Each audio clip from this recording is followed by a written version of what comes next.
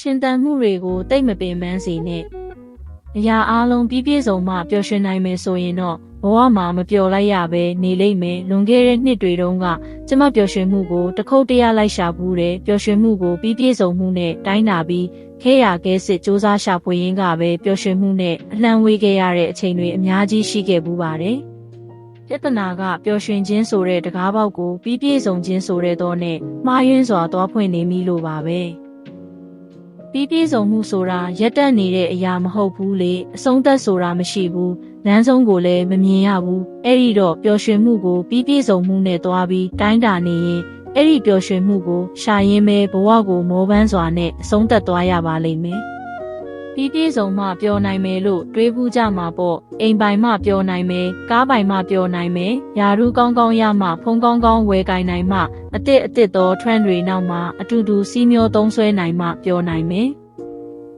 ဘယ်သူနဲ့မှပျော်နိုင်မယ်ဘယ်ဝါနဲ့မှပျော်နိုင်မယ်စသဖြင့်ဒီလိုမျိုးပျော်ရွှင်မှုကိုပြည့်စုံခြင်းတွေနဲ့ကန့်သက်တွေးခေါ်နေတဲ့၍ပျော်ရွှင်မှုနဲ့အလှမ်းဝေးနေရမှာပါပဲ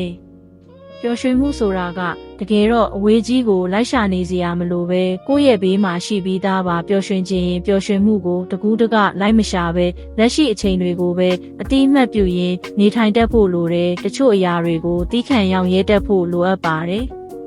နေ့စဉ်ဘဝကအမှုမဲ့အမှတ်မဲ့ပျော်ရွှင်မှုလေးတွေအများကြီးရှိတယ်ဒီနေ့ရာသီဥတုตายရတာအမေကကိုကြိုက်တဲ့ဟင်းလေးချက်ပေးထားတာတတိယနေတဲ့လူစီကနေဖုံးတကောစာတစ်စောင်ပို့လာတာကိုချစ်တဲ့လူတွေကိုကချစ်ရတဲ့လူတွေရှိနေတာကိုအတွက်ကိုအချိန်ပေးတာချစ်ရတဲ့သူတွေနဲ့အချိန်ကုန်ဆုံးရတာစသဖြင့်ကျမတို့ဘေးမှာပျော်ရွှင်မှုရဲ့အရင်းအမြစ်တွေအများကြီးရှိပါတယ်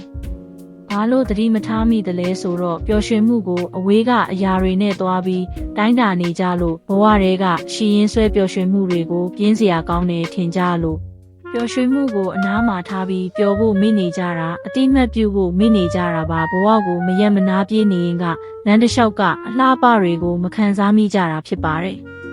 ဘဝဆိုတာရွေးချယ်မှုပဲတဲ့ကိုဘလို့ဘဝမျိုးကိုလိုချင်တယ်လဲဆိုတာကျမတို့ကအချိန်ပြည့်ရွေးချယ်ဆုံးဖြတ်နေကြရတာပါပေါ့ပပနဲ့ပျော်ရွှင်ရတဲ့ပျော်ရွှင်မှုတွေကိုလိုချင်လားခဲရခဲစစ်လိုက်ရှာပြီးမှရလာတဲ့လေးပင်ပျော်ရွှင်မှုတွေကိုလိုချင်လားဒါကတော့ကျမတို့ရဲ့ရွေးချယ်မှုအပေါ်မူတည်ပါတယ်ရွေးချယ်မှုတွေအတိုင်းပဲကျမတို့ကဘဝကိုတိဆောက်သွားကြတာမို့လို့ရွေးချယ်မှုတွေကမမှားဖို့လိုတယ်ရွေးချယ်မှုတွေအပေါ်နောက်တစ်ချိန်မှာပြန်ပြီးနောက်တမရမိဖို့လိုအပ်ပါတယ်ဘဝဆိုတာလွယ်ကူတဲ့အရာမဟုတ်ပေမဲ့အမြဲတမ်းတော့လဲခက်ခဲနေတာမဟုတ်ပါဘူးဘဝဆိုတာကအမြဲပျော်စရာမကောင်းပေမဲ့အမြဲတမ်းတော့လဲစိတ်ဆင်းရဲနေရတာမဟုတ်ပါဘူးရှင်သန်မှုတွေကိုတိတ်ပြီးမပင်ပန်းစေနဲ့ပျော်ရွှင်မှုတွေကိုပြည့်ပြည့်စုံခြင်းနဲ့မတိုင်းတာနဲ့ပြည့်ပြည့်စုံခြင်းတွေနောက်ကိုကမှုရှုထိုးမလိုက်နဲ့